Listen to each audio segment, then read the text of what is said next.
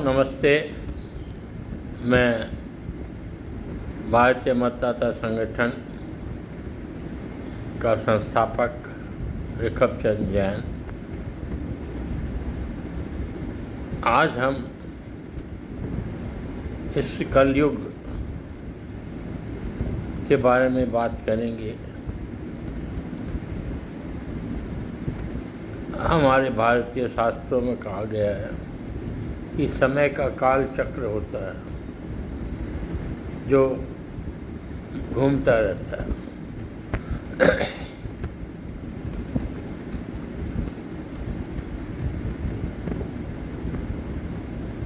सत्ययुग, द्वापर युग, त्रेता युग और कलयुग, ये चार भाग, जिसमें सत्ययुग सबसे बड़ा आदर्श, द्वापर थोड़ा सा नीचे चक्र आया, त्रेता और नीचे आया, और कलयुग में जब तक दोबारा सतयुग तक नहीं आए तब तक बुराइयां बढ़ती रहेगी। आज हम राम मंदिर में, मथुरा के कृष्ण मंदिर में, सबरीमाला मंदिर में, तिरुपति बालाजी में, बड़े बड़े मंदिरों में, बुगला मंदिर में वकीफ के ट्रस्टी ही ज़मीन हड़प जाते हैं। हर मंदिर में, गौशालाओं में, स्थानकों में, धर्म स्थलों में और सामाजिक संस्थाओं में भी घोटाला चलता रहता है। ये तो पैसे की बात हुई।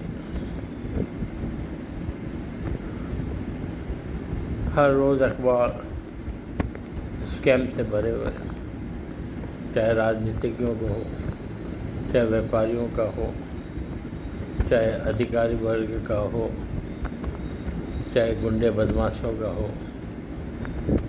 साइबर क्राइम, ये रोग बढ़ता ही जा रहा है। एकांत के इलाकों में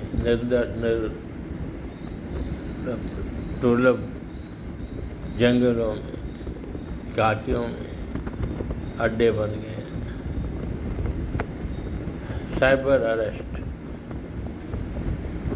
आपके खाते से पैसे रातों रात गायब। नकली पुलिस के नाम से संदेश आते हैं, इनकम टैक्स के नाम से नकली संदेश आ रहे हैं। इस पर सरकार अलग अलग साइबर क्राइम स्टेशन बनाए हैं, कई ऐप बनाए हैं, लेकिन मामला रुकता नहीं, तो आगे बढ़ता ही जाता है। एक रशिया में बैठा आदमी बांग्लादेश के न्यूयॉर्क के देश के खाते में, सरकार के खाते में बहुत बड़ा रकम उठा लेता है और उसको कुछ भी नहीं होता। इसी तरह चरित्र के बारे में, सेक्स के बारे में दुर्घटनाएं बढ़ती जा रही है। 3 साल की बच्ची, 7 साल की बच्ची, छोटी बच्चियों के साथ अत्याचार हो रहा है, गैंग रेप हो रहा है, चाइल्ड सेक्सुअल घटनाएं बढ़ रही है। लिव इन रिलेशनशिप में हत्याएं तक हो रही है। लिव इन रिलेशनशिप को एक टेम्पररी शादी का रूप दे दिया गया।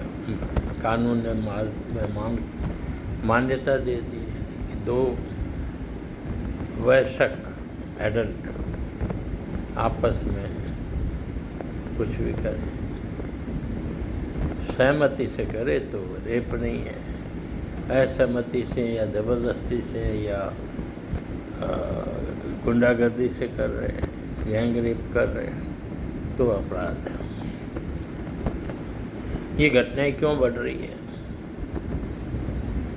एक तरफ शिक्षा बहुत बढ़ रही है। आज भारत में अशिक्षित बहुत कम है और शिक्षित हो गए।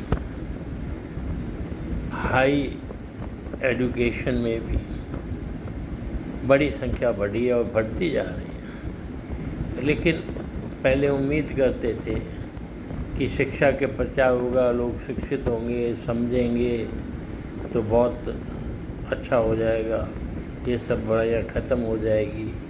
लेकिन नहीं, अब तो कोई गरीब भिखारी फटे कपड़े वाले चोर नहीं होते हैं। अगर होते भी हैं तो वो छोटी मोटी बात है।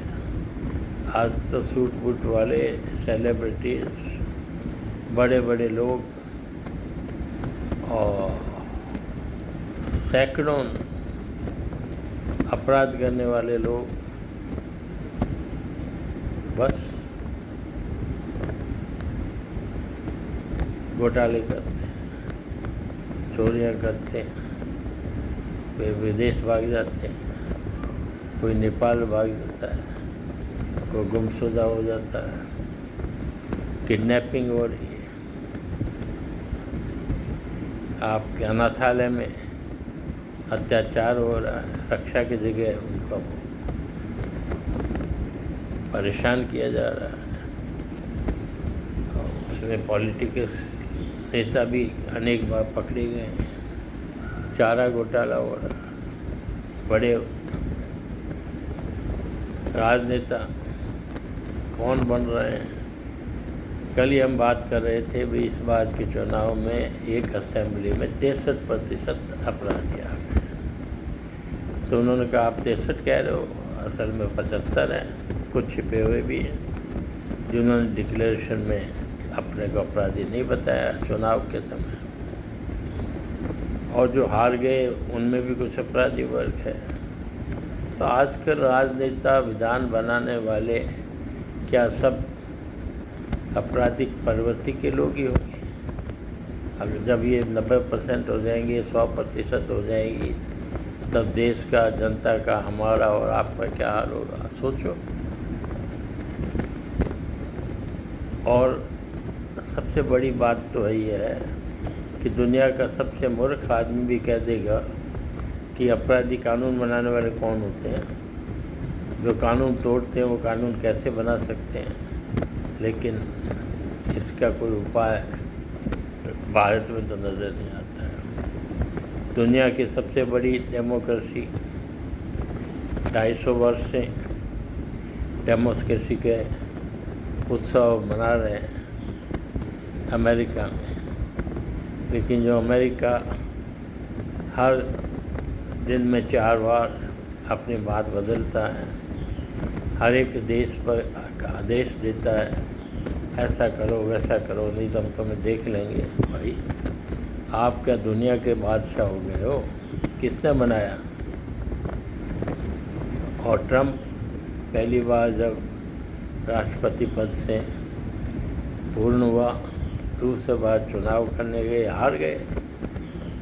तो यूएस कांग्रेस जो हमारे देश की संसद की तरह है, उसमें गुंडागर्दी करने, प्रवेश करने पहली बार ऐसा इतिहास में। ये ट्रंप महोदय तो ऐसे हैं कि एक तरफ युद्ध करवा रहे हैं, युद्ध लड़ रहे हैं, हर एक देश के प्रशासन में, व्यवस्था में, नीति में टांग अड़ा रहे हैं और उनको नोबेल प्राइज़ चाहिए।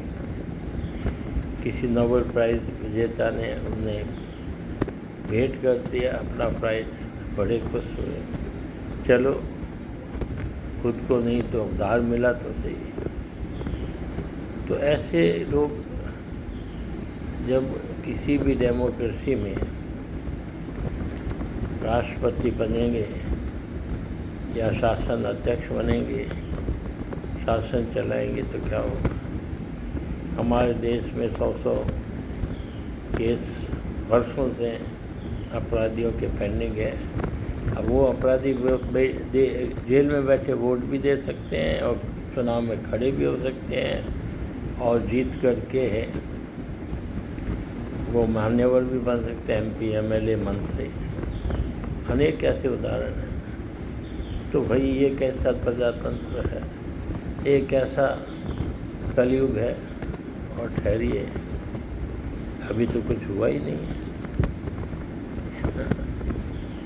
आप इंतज़ार करिए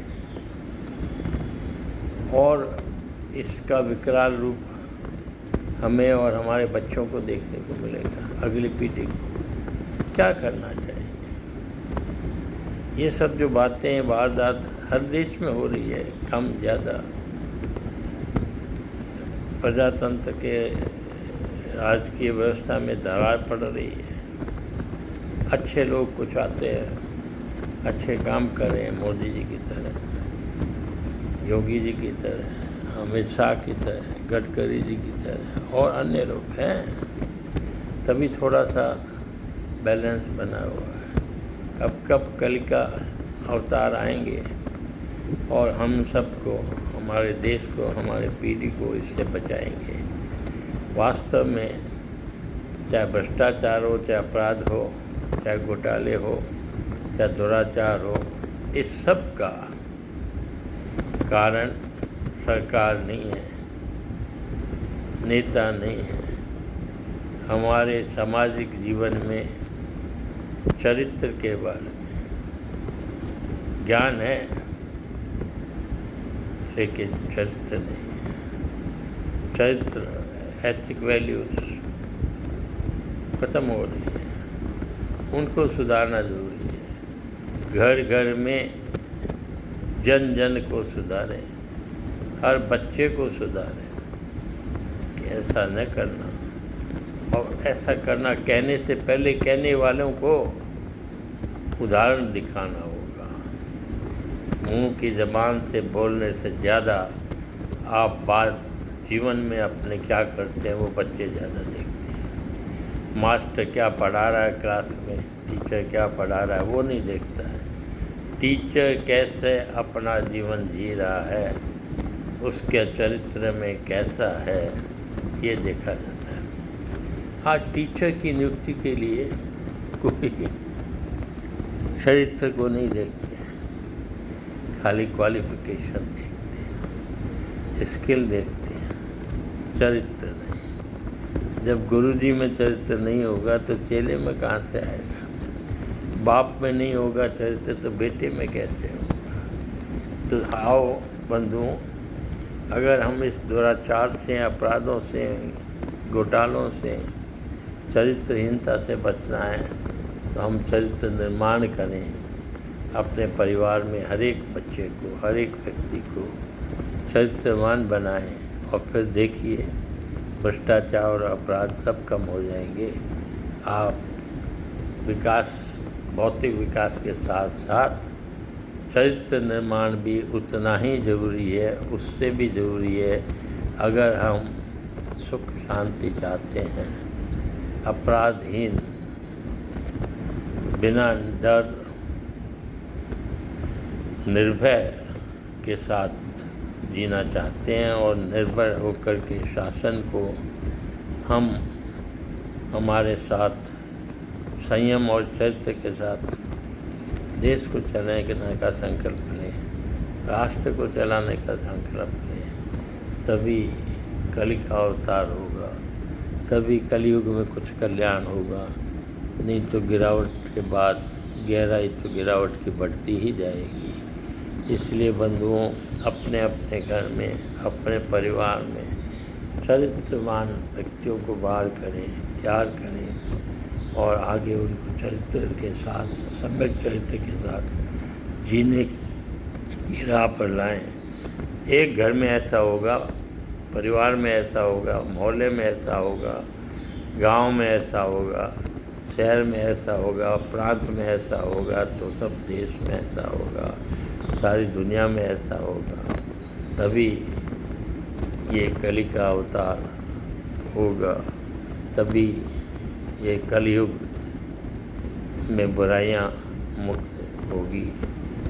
धन्यवाद। आप सब इस दृष्टि को ध्यान में रखें। ये हमारी जिम्मेवारी हर एक परिवार के मुखिया की है, हर एक परिवार के सदस्य की है कि उसका परिवार का नैतिक स्तर, चरित्र, संयम किधर जा रहा है, उसको उज्जवल करें, उसको और सक्षम करें कि बुराइयां घर न कर सके, बुराई मन के अंदर में प्रवेश ही ना हो।